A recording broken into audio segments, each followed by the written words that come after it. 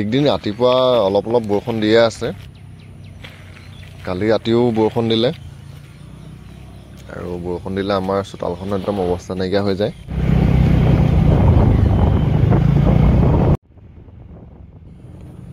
গোলাঘাটলৈ আহিছোঁ, খুৰা ঘৰৰ ল'ৰাটো যোৰহাট যাব। ৰাতিপুৱা আমাৰ ইয়াৰ পৰা 7টা বজাত ডিব্ৰুগড়লৈ বাছ এখন যায়, সি তাতে যাব। ইয়াত গোলাঘাটত থ'লোহি। মৰ্ণিং বন্ধু বান্ধৱীসকল, আপোনালোক সকলোকে মোৰ ইউটিউব চেনেলত নতুন এটা ভিডিঅ'লৈ স্বাগতম জনাইছোঁ।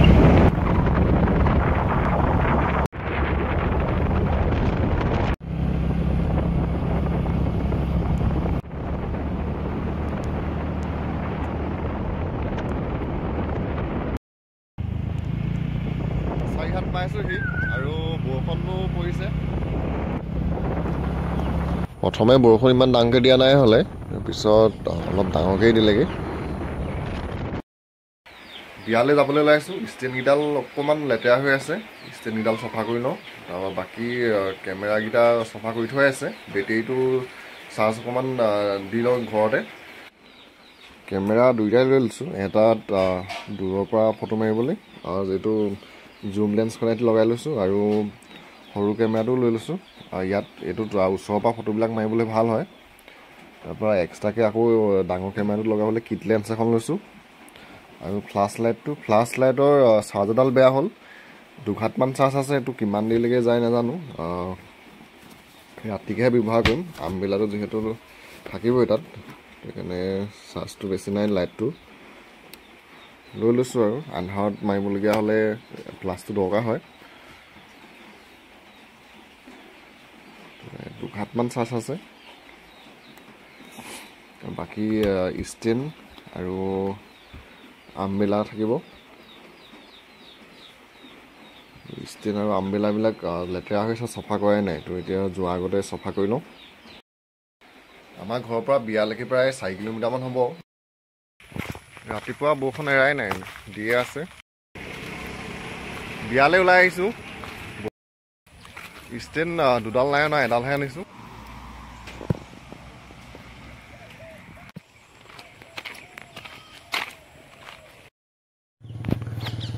এক্সটেনশ্যন বৰ্ডখনৰ জইনটো ছিগি আছিলে হ'লে, মই বিয়ালৈ যোৱাৰ আগতে দোকানত সোমাই বৰ্ডখন ঠিক কৰি ল'লোঁ। এতিয়া বিয়ালৈ প্ৰেজেণ্ট এটা ল'ব খুজিছোঁ। আমাৰ শালিকীয়াত তিনিআলি প্ৰায় মই বিয়ালৈ প্ৰেজেণ্ট এটা ল'লোঁ, আৰু প্ৰেজেণ্ট লৈ এতিয়া বিয়ালৈ আহি আছোঁ।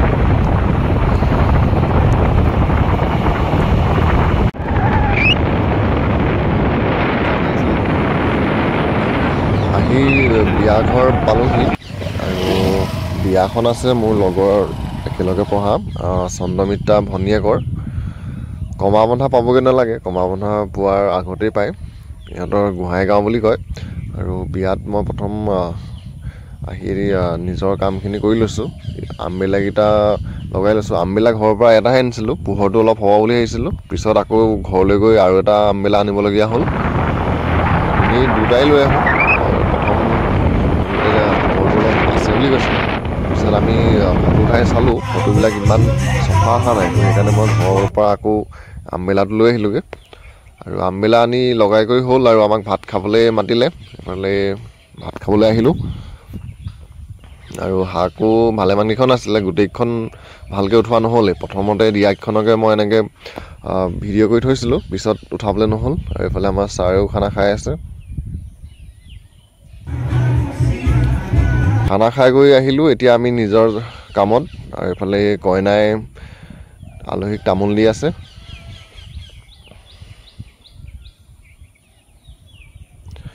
বিয়া ঘৰৰ কথা বতৰা চাউণ্ডটো দিব পৰা নাই, মানে গান বজাই থৈছিলে, আৰু গানটো লাগি গ'লে ইয়াত মানে দিগদাৰে হৈ যায়।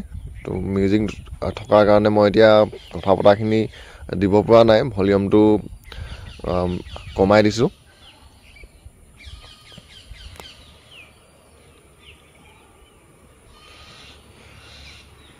আমাৰ কাম ক'বলৈ গ'লে 1টামান বজাৰ পৰাহে আৰম্ভ হৈছে।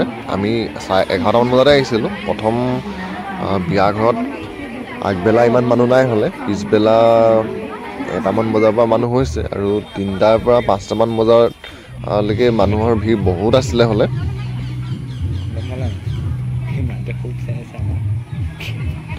আৰু আমাৰ গাঁৱৰ বিয়াবিলাকত পিছবেলা সময়তহে মানুহ বেছি হয়। আৰু আজি আগবেলা আমি ঘৰৰ পৰা অহালৈকে ক'বলৈ গ'লে বৰষুণো পুৰা দি আছিলে। পিছত বাৰু পিছবেলালৈ বতৰটো ধুনীয়া কৰিলে। আৰু এইফালে কইনাৰ বায়েকে তামোল দি আছে।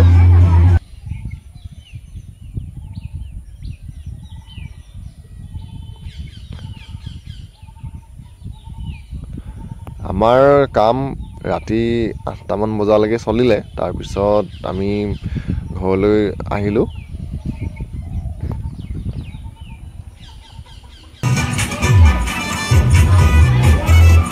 তো বন্ধু বান্ধৱীসকল, আজিৰ ভিডিঅ'টোত ইমানেই আছিলে।